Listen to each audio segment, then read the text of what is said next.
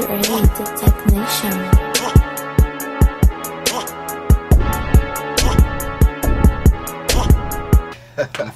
Alright, so I got you. And normally we say 5, 4, 3, 2, 1. We didn't say this time. Yeah. 5, 4, 3, 2. Useless good. This is from Toby? I'm not impressed Shout out to Toby. with anything that you people are doing. We all trying to get him on the show. Yeah, we are. Toby, come holler at us, man. Baby kid rock either way they pull they soda. Welcome to the Social Complex Podcast. Oh, my bad, brother. My bad. No, shout outs because that thing right there messed it up. But Yes. no worries. No, you good. The favorite? Every time you put something by it, Yeah. don't worry about it. But go ahead, man. Yes, welcome to the Social Complex Podcast, people. How y'all doing this afternoon? Hope y'all had a great weekend. We are back in the building. Peabody is back with us again for the second time. Yes. I'm gonna be honest with y'all real quick. We messed up. We probably started recording maybe 5 minutes in there. Yeah, 5 minutes in, we was going good Yeah. conversation. But man, shout out to everybody. I'm back. Came back from Dallas. I love Dallas. Sunday Fun Day out there was very good. One thing I will say that I forgot to mention before. Dallas freeways suck. No, they're just super expensive. Normally Dallas is? I do hookah a lot, you know? Yeah. So out there the hookah is like $40, $50. Out here you get a hookah for like 20, maybe 18. I mean, okay. and if you get like an apple or like a pineapple, then it's expected it's going to be 40 or 30. But like to start off with everything, it's $40 or $50. Like we went to Level. They're maximizing the market. Hey, we went for Sunday Fun Day. We went to a spot called Level, and you know, hey, I want to have a good time. So I asked her, hey, you know, can I get a hookah? She walks past me. She says 50, but I'm thinking she's probably just talking to somebody else. Nope. So she comes back around. She said, hey, if it's past 4 o'clock, it's $50. I'm okay, cool. How much is like a section? It's $800. Just like black people to put a time when you limit compare on. it to like the address, Yeah. is like, you know, 300 or 350, maybe 400 depending on what you're trying to get. But up there, everything starts off top like $40, $50. So it was like a high end spot. Like it's all like the no. She's like no. Levels like She must have been there before. Okay. Levels like the address. Oh, so similar spot. It's like a smaller version of the address. I got you. Yeah. But Level, but you know, it was cool. Brunch was cool. The music was cool. The mimosas, they don't have bombless, but it's like $10 like carafe, so keep them coming. That's what's up. But you know, Dallas was cool, man. It wasn't as hot as it is down here, but it's cool. Man, yeah, the heat down here is crazy. Speaking of the heat, man, so yeah, we had the kickball game yesterday. Peabody squad beat my squad 13-8. Thank you. We had fun, you know what I'm saying? There was a lot of laughs out there. A lot of people falling and hurting themselves. My hamstring is done. So I'm not getting up to shake hands or, you know, hug anybody. I do apologize. Nobody got it on video, though. Yeah, nobody got that on video. But, yeah, shout out to everybody that came out.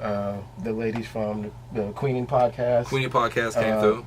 The girls from the Soul Filling Podcast came through. TKA came out, Tubbs. Yeah, Tubbs came out with Mr. Kickball Aficionado with all the rules. Hey, shout out to him, though. Because yeah. he had a lot of rules in there that I wouldn't have even thought about. Yeah, well, a lot of I was surprised. A lot of people didn't know the rules of kickball. It's just like baseball. Yeah. Because it was a lot of double plays going on. People not tagging up and shit. But that's a whole nother story. I want to do like a volleyball one next, y'all. That would be dope. Yeah, volleyball rules are a little more simpler. I got a lot of, I'm known for my spikes and my kills, y'all. So, you know, I got a nice right hand. All-state volleyball. Okay. Yeah, man. But how was your weekend though? Besides the game? The game was cool. As y'all know, as y'all two know, I pulled my hamstring again, so I re-aggravated like my hamstring. I did end up going to the hospital. Seriously? No, seriously. Like my whole entire left thigh is like swollen. It's right. I can't like extend it all the way. So you should have just wrapped it with an ace bandage, put some heat on it. I've took advantage of the Epsom salt, it's called. Epsom. Yeah. Took a bath. Right. Icy hot burns. I didn't know the power of icy hot. Like when you put it on, like you actually start to sweat. Yeah. What's the name of it? It's icy hot. Icy hot. Yeah, it's like you rub it on like your thigh, and I thought I was dying. I was like, yo, why am I'm like hot? Yeah. And I'm thinking just this air is gonna get hot. Like I was burning inside. So, but it did. You know, That means it's doing its job though. yeah. I'm on some ibuprofen. So, shout outs to like the doctors. They thought I was playing at first. Like, and I'm a big guy, but no, like seriously, like my leg hurts. And then when he Right. felt it, he was like, oh, you know, I'm like, who lies about, you know? Yeah, yeah. I don't think you probably didn't stretch before we started. I stretched. Oh, you did? Okay. Yeah. Well, I'm trying to do this whole, you know what I'm saying, this whole like a yoga thing. Yeah, I'm trying to, you know, make to be more like pliable. That's yeah. Yeah. Yeah, you know what? It's funny. Like, as you get older, that's important. Like, to be flexible as you get older, because your joints get tighter, your tendons get tighter. Yeah. So you're definitely. I've been down to tie my shoes. I get a couple of, you know, knots, and my whole entire body start cracking and popping. But man, we have a very special guest today. Hopefully, I get her name right, because I'm notorious for messing up people's names. No, we're not gonna mess this one up. We're not gonna. Oh yeah. And right now she's like staring at me, so I know I'm gonna mess it up, man. I know I'm gonna mess it up. We have this very special guest, like I said before, from KHOU Channel 11 News, the morning time, correct? The morning time. Yeah. Yes, the morning time. So while we're sleeping and getting ready, she's already on the move, making sure that we get everything that we need to know about today's news, pretty much. We have the beautiful Janel Forte. You got it right. Oh! Yes. In the building. Give me a high five. Somebody give me a high five. How I'm you in doing, there. Miss Lady? I'm doing good. How Yes. are y'all? Good, good. Let everybody know exactly who you are, right. Miss Forte. So I am one of the breaking news reporters for KHOU 11 News. Okay. I'm by Tegna. We're the CBS local affiliate here in Houston. Been here since January, so just hit 9 months yesterday, actually. Okay, Congratulations. it's a Yep. transplant. Transplant. Okay, where you originally from? I'm originally from Chicago. Chi-Town in the Chi-town. building. But I went to high school in Dallas, and my mother lives in Dallas. So we Okay. were talking about all the level, I go there Yeah. with my friends. It is very pricey. Why y'all so expensive? I don't know. Oh my You know gosh. what? I really feel like here in Houston, there's a lot more places Mm-hmm. for young professionals to kind of go out and have a good time. Whereas in Dallas, they have a monopoly on it. Yeah. So you go to that's these why. places and they're able to charge a lot more just because where else are we going to go? I went to the happiest hour. Mm-hmm. Very dope. It's nice. It's like the Moxie down here. Moxie Bar and Grill. Very yeah. true. Yep. But tell us more. Go ahead.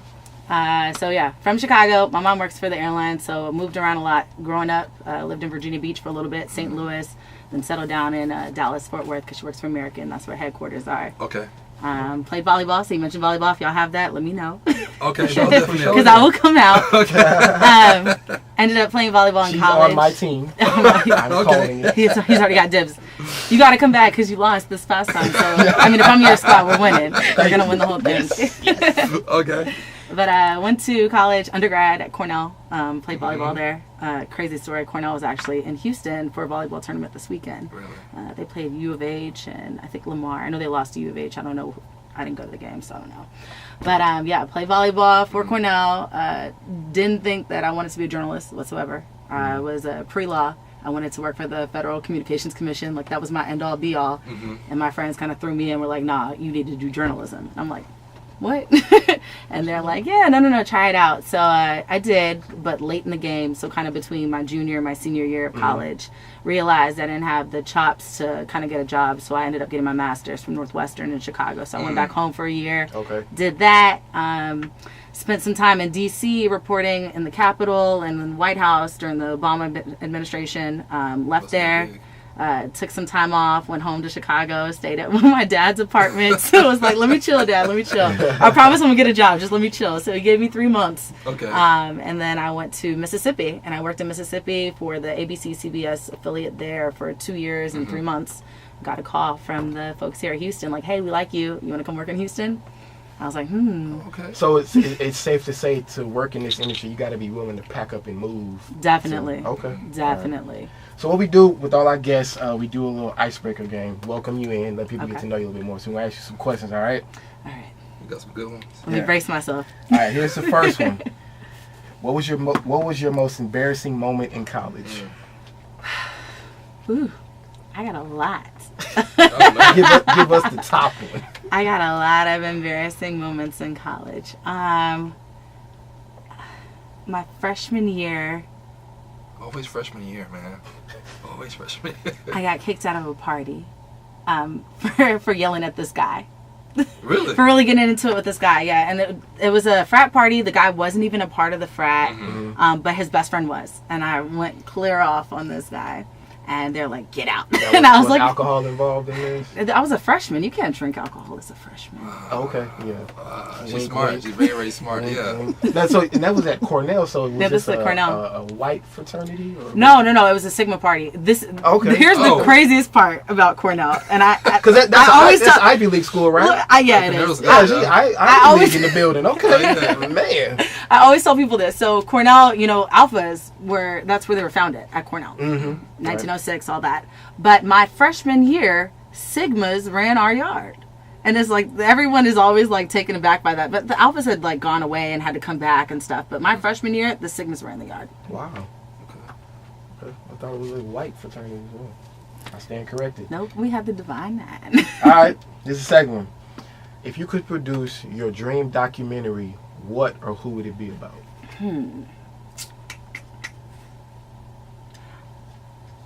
Probably something about at home, back in Chicago. Kind of chronicling the violence and kind of the poverty in the city. I feel like there's so much that people don't know about the institutions that kind of created the Chicago we see today and the violence we see in Chicago today. So I feel like it would be on that. Okay, that's dope. What do you think can help Chicago out with the young teens and like the young kids? All the money that's going into Chicago right now is going into the Loop downtown area, building all that stuff around there. They've gone in, they've knocked down the projects. Like Cabrini Green was like the big project when I was a little kid. That's gone. It's now high-rise condos and stuff like that. And a lot of people don't know there was this like flight of like the black kind of working class moving from inner city Chicago to the burbs. The issue is in the burbs, there's no transportation kind of back into the city where most of those jobs are. So then you couple that with getting rid of the programs, getting rid of the mental health care facilities. So now you've got the overcrowding in the jail by people who really need mental health care. It's just a lot. And I don't know if you guys have seen, but Rahm Emanuel isn't running for re-election for mayor of Chicago. And it's like a turning point. Now it's all about who's going to come in and fill that role, but what else are they going to do to invest in the youth? And then, it also boils down to CPS. Chicago public school system is awful. Right. It's been awful. I've heard a lot of stuff. And they're kind of playing with the charter school system. I have a lot of friends that are in education in Chicago, but it's like collectively, we really need to pour into the youth there. Okay. So it's a lot. Understandable. And that's the real quick because most of like the violence and the all of that is on the south side of Chicago, right? No, so it's moved around. So like you've got the west side. Austin is to your west, and Austin is, in my opinion, just as bad as like Inglewood. Okay. So it's pockets. One thing that I usually compare Houston with Chicago with is that Houston has hoods on a block by block basis, kind of. Yeah. And like you can be in the hood in Houston and go down not even 5 minutes and be in like the nicest neighborhood ever. Yep. And that's how Chicago is. Like you can go from these little pockets of really impoverished communities to these pockets of lots and lots of money. Gotcha. All right, let's get to this next one. Let's see. Tell us a bad dating experience and what's the guy's name? Come on. He's probably not listening. He might, we got a lot of listeners, but I don't know. I gotta think of a good one. He forgot his wallet, his car stank, something. His breath was funky. Give us... Yeah, back acne. Give me something. I think she knows the answer too, yeah. I don't want to give his name. She just contemplated. Come on. That's the worst part. I'm not gonna give his name. I'll tell you the back. I went on a date with this guy, and I met him through a mutual friend. Went on a date went well, and at the end of the date, I found out that he was married. Like going through like a separation and stuff, but still, like you're still married. I'm not interested. How'd you find out? He told me. Oh, okay. Yeah, he was like, okay. He's like, yo, this is going good. Like let me tell you what it is. I'm like, oh, I respect that though. I mean, you respect the honesty. Yeah, I respect the honesty too, which is why I'm not going to say his name. But all right. At the end of the day, that's common though. Like a lot of girls like, yo, married men hit on me all the time. Yeah, but it's like Adriana, she said that she went on today and the guy had the ring on his finger. Yeah, so, he wore it on the... Did the guy, did he at least take his ring off for you? Yeah, it's no ring. There's no ring. Okay. I ring watch. So he was a little I tend to considerate. ring watch, yeah. Okay. Adriana didn't get that consideration. Oh, yeah. I mean, no, but I mean, somebody who's upfront with you and tells you everything, like, you have to respect that. All right. So, All right, so let's get to this last one. All right, this is a big one. If you could interview Donald Trump, what would you ask him? Because I'm in the media and the press, I'd ask him, why is there this huge attack on the press? And why is there no, because there is the opinionated press. And then there's those of us that, go about our job being objective and unbiased. And why is it that, he clumped all this together and labeled us all the fake news? okay. All right. All right, so that was the Icebreaker game. We appreciate you playing, being a good sport. That was a good one, yeah. Yep. All right, Appreciate you. I have a question real quick before we get started, yeah. go ahead. You do like the morning news. Typical person who probably doesn't have kids, we probably get up around 5 o'clock in the morning, maybe 6.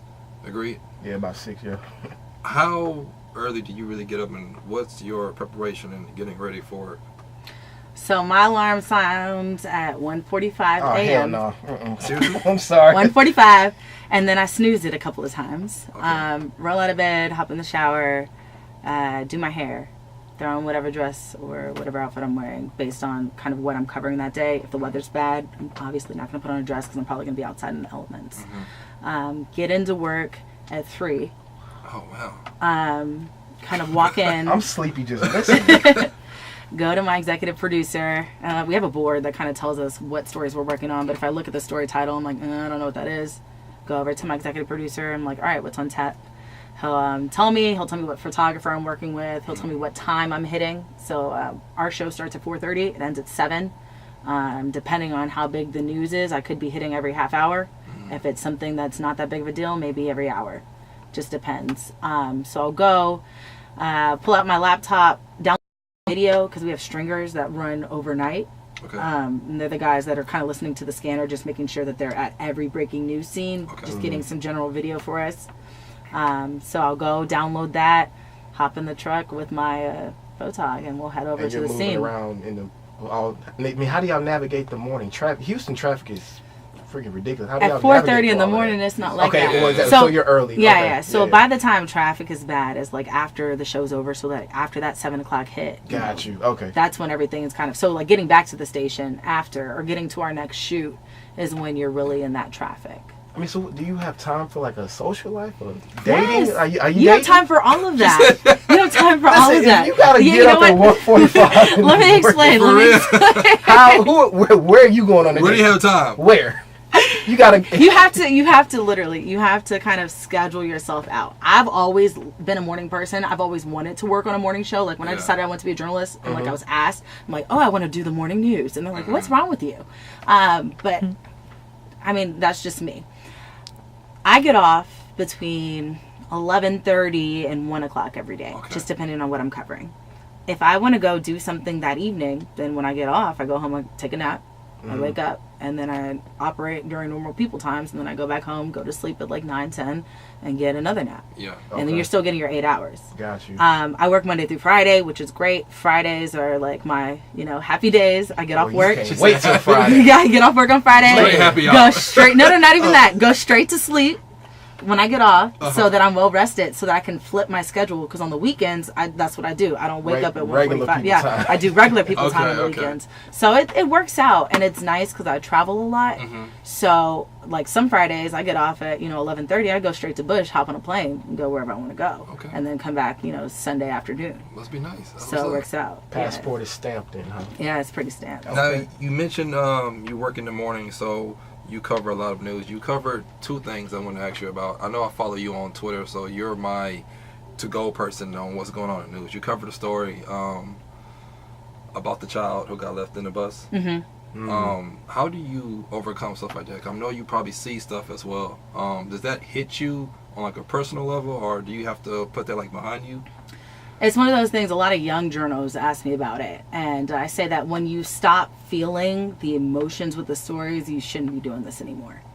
I feel like one thing that I do well in my reporting is I do let myself feel it, and I do let out kind of that emotional aspect of whatever story I'm telling. Okay. That little boy, 2 years old, I think it was 2-3 years old, left and you think like, how did this happen? Like, why was no one checking? And I feel like by being able to feel those emotions, you ask better questions. Okay.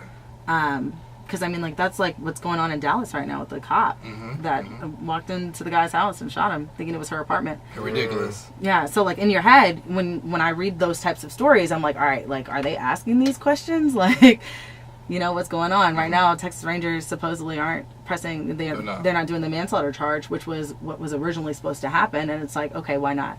And what are those toxicology reports saying? Because who would walk into the wrong, if you lived there for a while, who would walk into the wrong building?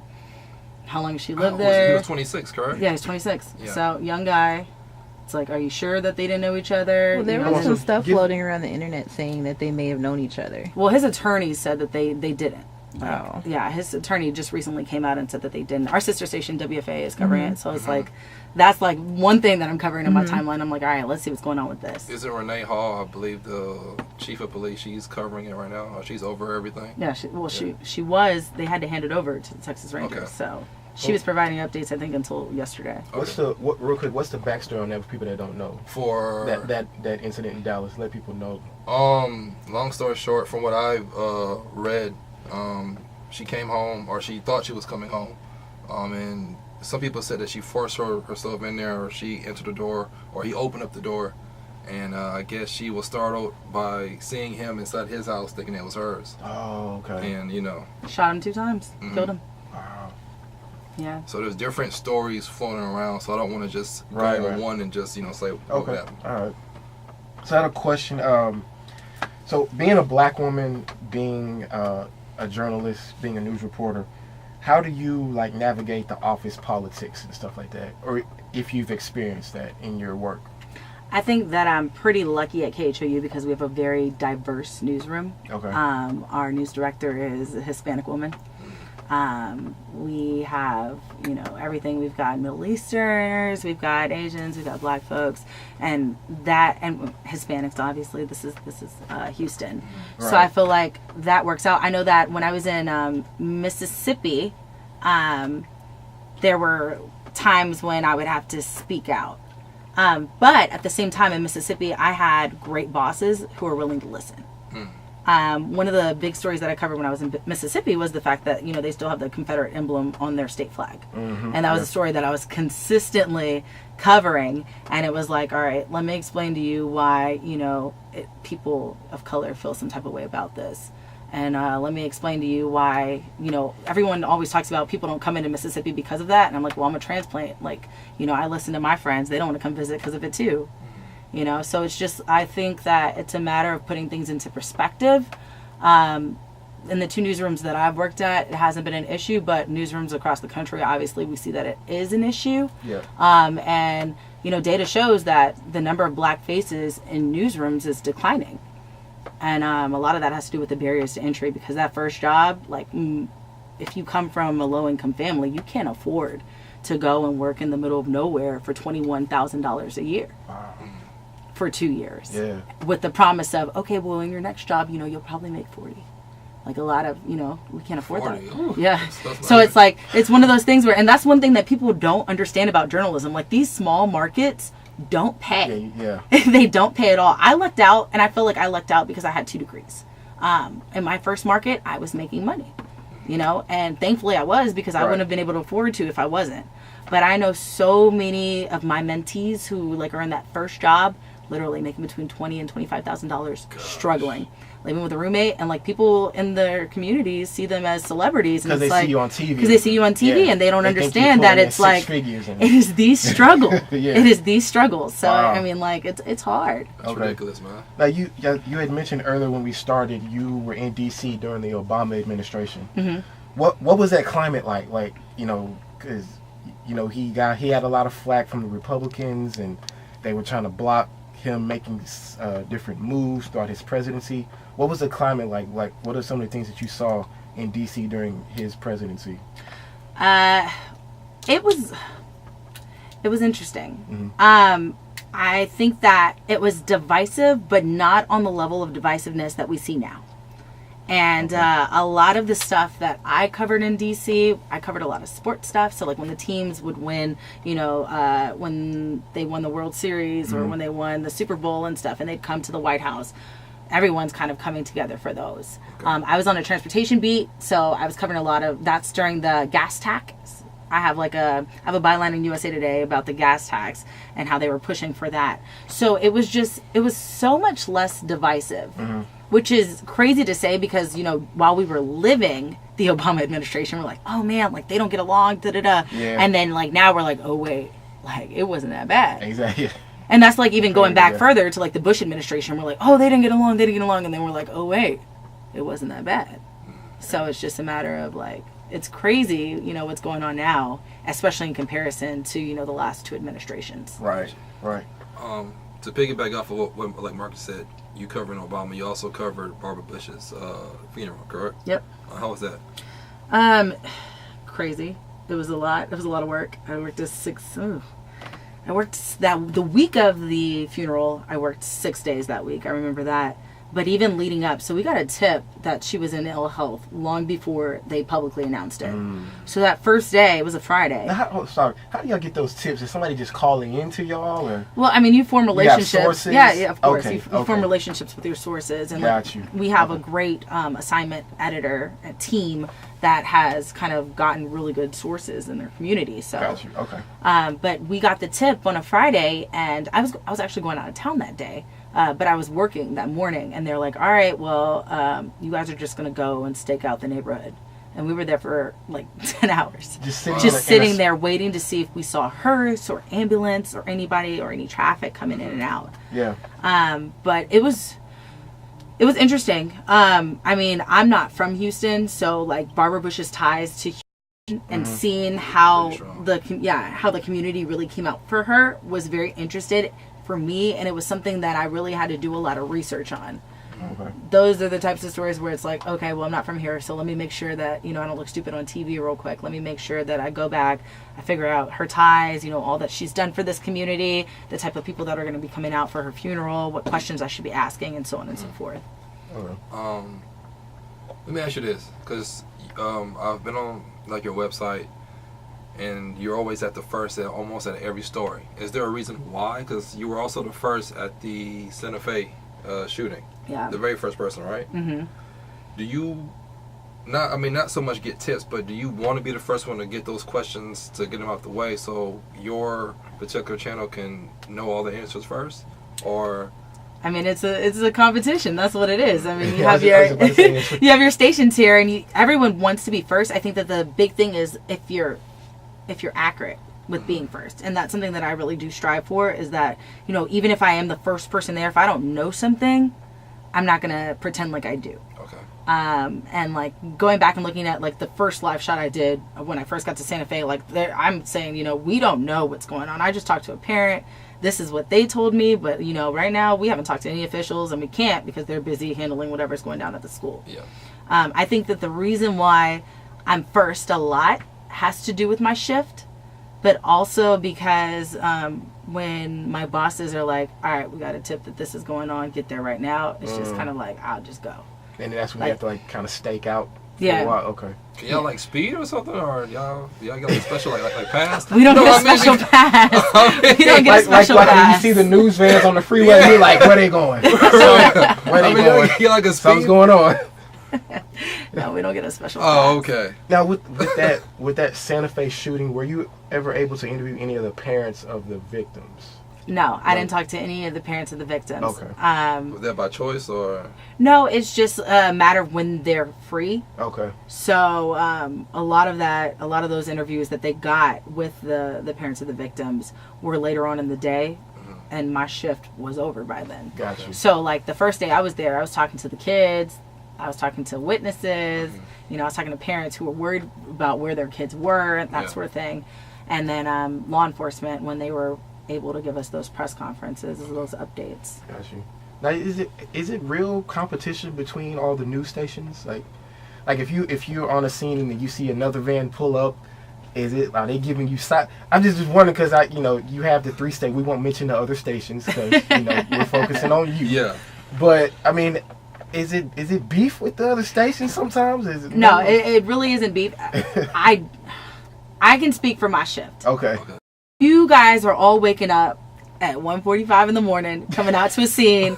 It's 4 o'clock in the morning. You guys are all scrambling to try and get interviews, to try and figure out what's going on. Yeah. You tell your story and the way you deliver it when you're on air, and what details that you give your audiences and stuff like that. But as far as like it being like cutthroat, like, oh no, don't talk to them, I mean, not so much, just because everyone's out there. It's a free-for-all, Yeah. Right. Okay. And like you'll be doing an interview and all of a sudden somebody will come in, stick their mic in, like, hey, I'm gonna get this interview too while you getting this interview. Like you just sneak over there, like I'm literally it's like this. Like somebody will literally be interviewing and all of a sudden you see a mic starts creeping in your shot. And Man. I'm about to start paying attention to that now. Oh, that's a good one. The Hurricane Harvey. Where were you for that? Did you have to cover that? I was in Lake Charles, Okay. Louisiana. So you weren't here. So I wasn't here, no. I was a part, my old company, Raycom, they had a Go team, which was like a select journalists from different markets that when there were natural disasters, we just had to kind of pick up and go. So I covered Harvey, I covered Nate, I covered Irma. I didn't cover Maria in Puerto Rico. But so when Harvey hit, they were like, all right, pack your bag. You're going to Lake Charles because it might make another landfall there. And then on top of that, all the people that were evacuating from Houston and all the areas surrounding there were kind of moving that way. So I spent a week in Lake Charles covering Harvey. Okay. Gotcha. Yeah, but I wasn't here for the devastation, which is so crazy because so many people, when I'm out reporting, they're like, oh, when Harvey hit, do you remember this? Do you remember that? And I'm like, oh, I wasn't here yet. But tell me about it, so I can understand. Because it's crazy, like when we have these hurricanes or tropical storms, and then you see the news reporters, they make them go out in the rain. They're in Galveston, and they holding on to a pole. Yeah, the wind is. Well, I'm like, why do they make them go out there, risk their life? I get it. You want to get the news Hurricane to the people. Trina, man. But I'm like, yo, let it calm down before I go out here and do this report. That's crazy. Like, have you been asked to like have to go out in a rainstorm or something and. Yep. Because I see you got the inches in. Your hair is beautiful. I know you don't be wanting to mess that hair up. You just throw it in, you put your little station hat on, throw it in the braid, and call it a day. All right. Cool. All right, you ready to go to Hot Topics? Yeah, for sure. All right, you want to start first? So what's up? Let me pull it up. There we go. Yeah. So I know all y'all saw Colin Kaepernick, the Nike ad. So we can go around the room. And I'll give our thoughts on that. But I personally thought it was really dope. I was proud of Nike. The thing is, people didn't know Colin's always been a Nike athlete. Yeah. He didn't have his own signature shoe, but he's always been signed by Nike. So they've been paying him even these past 2 years when he hasn't been playing. Yeah. So I saw the ad, I thought it was dope. I knew certain people were gonna be pissed off and mad, and I was happy about that too. I don't care. But I thought it was a real dope thing. Why are you waving at me, Jordan? But no, I think it was like a marketing move. It was smart. I mean, they reached out to a certain amount of people. Yeah. And we like bought into it. But I think there was a source saying that his contract was done. And Adidas was offering to pay him a little bit more, but since he always grew up wearing Nike, he'll stay with Nike. So I mean, as far as money wise, it was smart, just do it. But see, I think it also showed that Nike was standing behind him to try to show people, because every time we talk about the kneeling issue, certain people and certain groups always try to change the narrative, right, of why he's kneeling. And I think Nike getting behind him and having this campaign is like, yo, he's not a bad guy. He's not disrespecting the flag. He's not disrespecting our veterans. He's not disrespecting this country. He's kneeling for the social injustices against black and brown people. So, I mean, if Adidas would have signed him, we would have been saying like the same exact thing. I think Nike just got to him first. That's me personally. Well, I mean, it's still a good message. Yeah, definitely. I think Nike just got to him first. What about you? It's hard. Why is hard? I feel that people aren't paying attention to The real story. what Colin has been saying is his reasoning behind it. Mm-hmm. Whether you support that reasoning or don't support that reasoning, you know, that's up to you. You've got a right to choose if you want to support Nike, you don't want to support Nike, whatever. But I just think that people need to listen to kind of the person that's actually leading this. Mm-hmm. And then on top of that, I mean, Nike sales, last I checked, were up 31%. Yeah. Mm-hmm. Yep. So. Now, do you think, as a reporter, do you think that he should come out and be more vocal? He is. As far as, you know, maybe interviews or... He has a tour coming out soon. He does? Okay. Yeah, he has a tour coming out. I feel like he's done interviews. It's just a matter of people that are outside that aren't the ones that are doing it, kind of taking what they think is going on and then kind of pushing that as, oh no, like even though Colin is saying he's doing it for this, this is really what's going on. So. All right. So what we got next? Does a hug define a date, or does a hug define, depending on how like you hug this person? So let's just say if you're out, you're having a good time or whatnot, and whether like the date goes bad or goes good, when a woman hugs a guy, does it define like the date at the end of the date or no? Are you saying as opposed to a kiss? I mean, some people don't really kiss on the first date. So a hug versus a handshake? You might do, like, you know, like you might do like that church hug. Like I know for me. Oh, like the side I suck at hug, giving hugs. Yeah. So I mean, I know for some women, you know, y'all hold the, you know, answer to the end of the night. You know, if I'm gonna give him that, you know, close hug where everything's touching, or I might back up off him. Does that like define like that date or no? I don't know. I'm weird. I don't like being touched. Wait, what? There's that answer. Give me a dap, dog. Good day. Good day. That's really tough. Wait, so how do you end it? No. I mean, like, if like an I don't knife. initiate like a hug or something, I just don't like being touched. Okay. And it's weird. It's very weird. Okay. So, the side church hug could be a good thing, because I mean, I don't want to touch you anyways. But if I give you a little side church hug, maybe that means it went well. I don't know. So I just so no kiss on the first date for you. not unless I really. You gotta really be feeling it. And like, it depends. Like, if I've known you for a while and it's Gotcha. like we were cool, and then all of a sudden it's like, oh, let's go on a date. Let's try this out. Yeah. Then maybe. But if That body language on the first date must be bad. Yeah. I think you got to be a good reader of body language to know whether you're gonna get a hug or a kiss or a church hug or a hand down. you don't get this one, bye. Oh, So man. Text me. So I mean, at the end of the day, like when you're walking her to like her car or whatnot, Yeah. like what do you expect? Like for me, I don't like expect like, you know, like nothing at all. You know, I said, man, as a younger man, I was like, yo, I hope I get a kiss.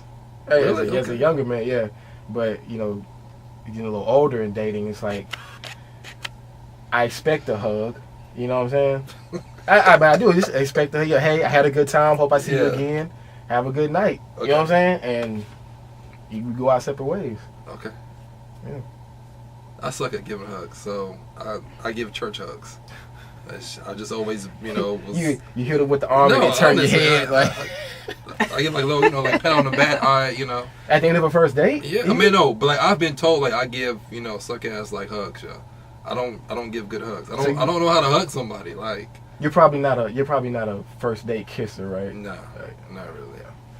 Like I'll hug my mom, but even her, she'll be like, you know, come close. I'm like, no, I'm giving you a hug, just a pat on the back, you know. You, Jordan? It can be a good or a bad date. I'll give you a hug, but that's about it. Really? She's nice with it. We may not go on a date again. But But remember, she'll you get a gotta hug. be careful with Jordan. Remember, she'll put you out on Twitter. Oh, Didn't forget that. Remember, she told us a story about she went on a date with a guy. Uh-huh. I And live then tweeted how bad the date was. She live tweeted how bad the date was. And then apparently he found out and read That's it. the and worst though, called when you me date after the somebody fact. or when y'all break up or you're just going out with somebody, y'all follow each other like on like social media and they start to, you know, tweet something and you know it's about you and you really can't say nothing. So you gonna follow him then? Nah. If two people break up, do you cut all ties on social media? Yeah. Yeah. Yeah. See me, I don't care. But you have to.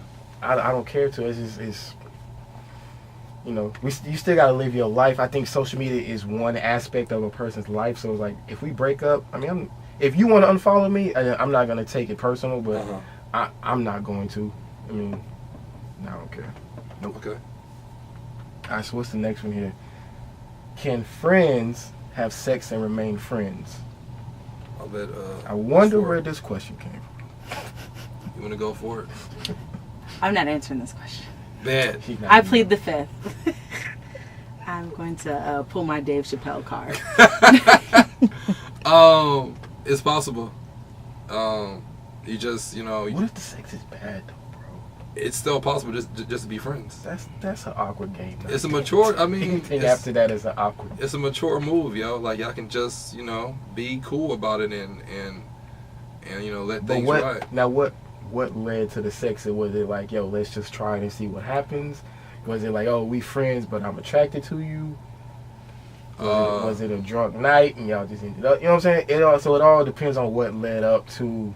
It could be anywhere between, you know, y'all having a game night, y'all having, you know, or a kickback at the bar. Anything could have led up to it, but at the end of the day, you know, what's done is done. So like you can't take it back. Right. But for me personally, when I have done that before, you just, you know, be cool. But what happens when somebody catches feelings? Because it happens. I'm telling you. Then it have to talk about it. Yeah.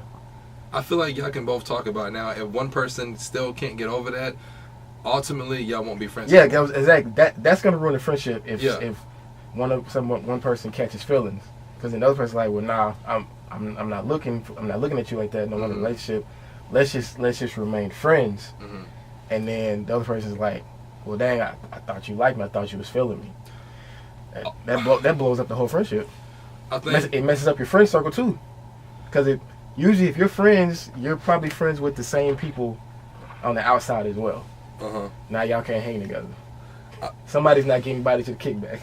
I think ultimately it's a how old are you level, you know, and like you said, people may catch feelings, but then again, y'all have to have that talk. So somebody has to get over it, you know. I mean, I don't care how good it is. If y'all want to continue doing it, y'all can still do whatever y'all want to do. Mm-hmm. But at the end of the day, y'all still have to know, hey, if you see me out in public, just respect what I'm doing and like vice versa. All right. Me personally. I think I think this is a dangerous road to go down with friends. All right. Yeah, I'm avoiding that. I got one last one. This one actually had a lot of comments on there, but I'd rather get y'all's two personal opinion on it. Mm-hmm. Do you feel after a woman breaks up with someone, she's given chance after chance, the next person she dates is the least shorter? So for that next guy, does he have a chance to mess up? I don't get that many chances to begin with, so I guess the least is always short. I mean, there's like a reason why? So you're more guarded with your heart? I think I'm guarded. Okay. But more so because I'm not in a rush to get married or to have kids or anything like that. Like, I'm very career kind of driven, and there's a lot of things that I want to do as a single woman before I settle down. So it's just like, once you show me you're wasting my time, then it's like, all right, it's been real. Like, we could still be cool. Like, I'm not gonna, like, I'm not, you know, bitter. I'm not the type, like, I'm like, oh, I don't want to talk to you anymore. Like, delete me off everything, you know, that sort of thing. It's just kind of like, all right, you know, you're wasting my time. So what's wasting, like, your time?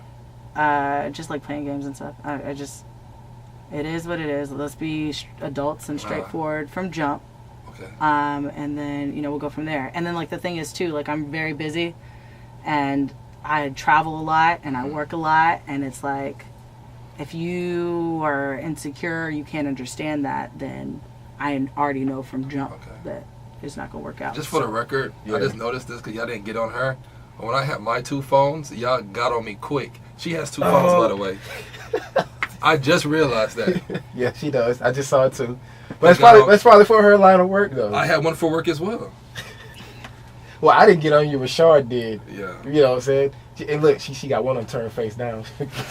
We have a theory. You know, this one has a privacy screen. This one doesn't. Oh, God. Oh, why the privacy screen? There's an awkward moment on a date when Janelle sits down and is like, so how you doing? She turns her phone over. Like, man. Is there a reason for, like, the privacy screen? You know what? One of my photographers had one, and like he'd be texting in the car at the store. I'd be looking over trying to see what he's texting.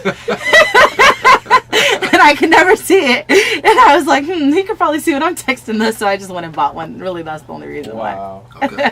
So you said aside from not wanting marriage right now, so are you open to a relationship then? With the right person. Okay. Because I know you say you don't want somebody to waste your time, so I was like, okay.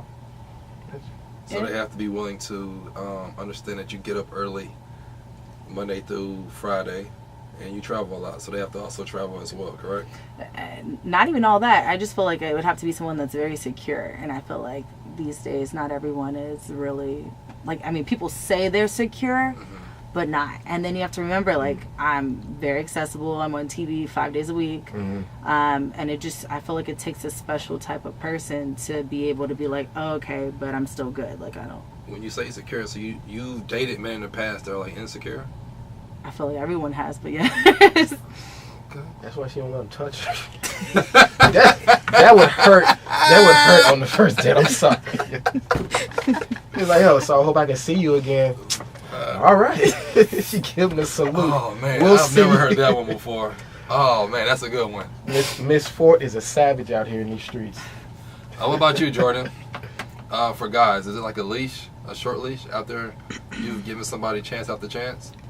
No, I think you start to recognize if someone's wasting your time early on, so you just remove yourself from that situation. But I mean, at this age, you kind of know what you're gonna get. But what do y'all mean by when somebody wastes like their time? Like, a lot of people say that, men and women, but like, what do y'all mean as far as, is it them not calling you back, or hey, let's go out on a couple of dates and they always cancel, or what is considered wasting time? Any of the above, not being consistent. You know, you say, oh, I want to take you out. Okay, just let me know when, and then nothing. Or if what are you doing? Well, what are you doing? Like, I hate being, what are you doing today? I stopped responding. I asked what I'm doing. No, I asked like the WYD so I can know and I can strategically. It's a conversation starter. Yeah, and like women don't realize that. Yeah, like, we trying to start. That's the way to start a conversation. If you let me know what you're doing, then I know what I can ask. Because like I have to know, right? Like, what are you doing? Washing clothes. Oh, okay.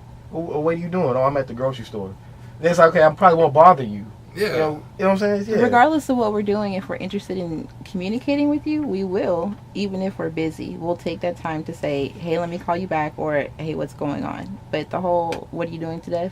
Prime example. I hit somebody up a while ago and was like, hey,